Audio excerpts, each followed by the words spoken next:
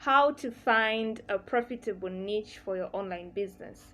So I did receive this question some time back on how someone can be able to identify what niche they should go for when they are starting or running an online business. So the thing is, most people actually just start out knowing what their niche is, but others find it a little difficult to actually find a niche. They don't even know that they need a niche in the first place. So here is how you find a niche for your online business. For those who might not know, a niche is a segment in the market or a specific part of the market that you choose to go for. So let's say you want to open an online business, but there are a lot of online businesses that you can open. So you decide to say, okay, I'm only going to open an online business where I am running a store that sells a specific kind of product, or I'm going to open an online store that has to do with me selling beauty products, or me selling hair food for natural enthusiasts, something like that.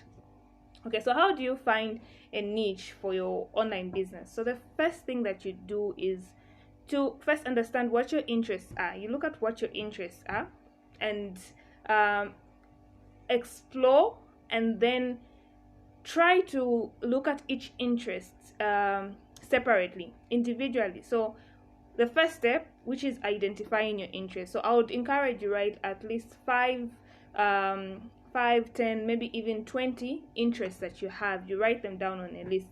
So interests, these are things that you look forward to do most of the time. These are things that you do, you find natural, like they just come natural to you. Others may struggle to do them, but you actually they just happen when it comes to you. Not only that, interest can also be things that you actually look forward to do. What is that one thing that you're actually always looking forward to do? When you're not doing it, you're thinking about doing it. So those are also interests, or things that you just love for the sake of loving them. You just love reading books, you just love designing. Those are also part of your interest. So write a list of about 5, maybe 10, or even 20 of your interests, and then look at them individually. And then for each interest that you have, let's now go to the second part, which is to identify a problem that your interest can solve.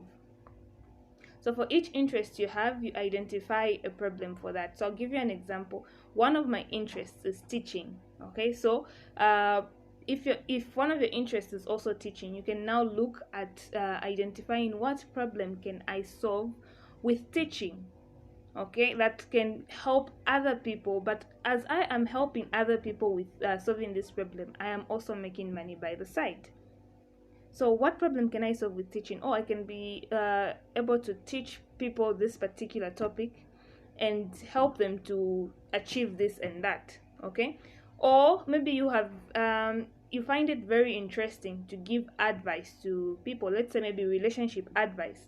So that is also an interest you can look at to say, I usually find it very easy to give couples relationship advice. So maybe this is an interest, and the problem that I can solve with this particular interest is that I can help people build strong relationship, sort out relationship problems, and charge for it. So that is also an idea for you starting an online business in this niche. Okay, so the first step is to identify your interests. The second step is to identify what problem you can solve with your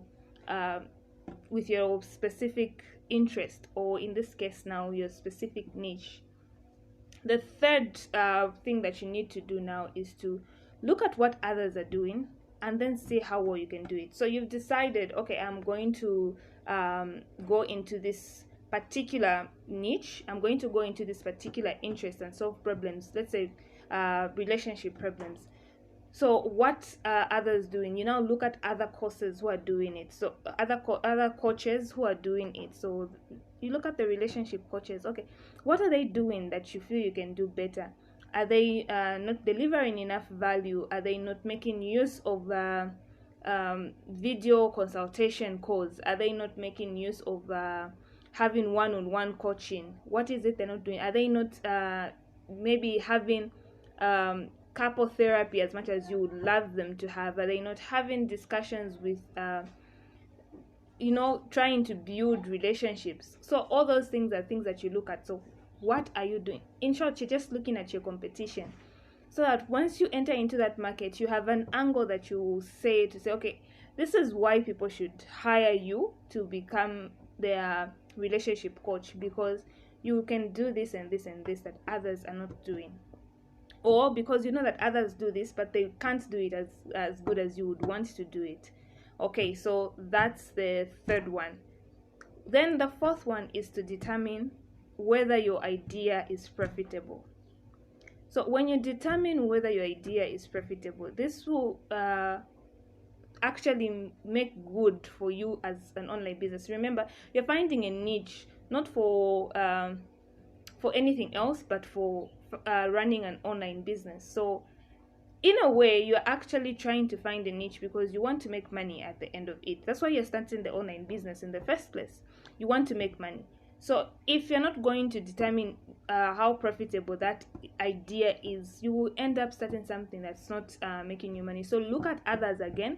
Look at what others are doing with your niche and see if they're able to make money with it. It could be a bad sign when you try to look at what others are doing and then you're not able to find anyone who's doing it.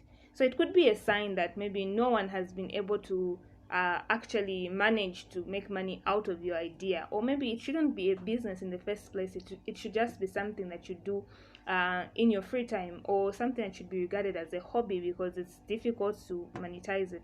Okay, but then again, even at that, even when you find that no one has been able to do it, if you feel convinced that this is something that you can actually do, don't let that stop you. Then go for it.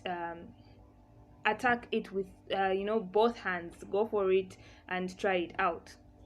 But also, if when you look at what others are doing and you're able to see a lot of people who are making very good amounts of money, they're making 8 figures, 6 figures with that idea, then that's a sign that your niche is going to be profitable. So go for it. Like I mentioned, go for it. In the end, you're trying to do it for the money. A lot of people will not agree, that will not admit that they're doing it for the money, but the truth is you started business because you want to do it for the money.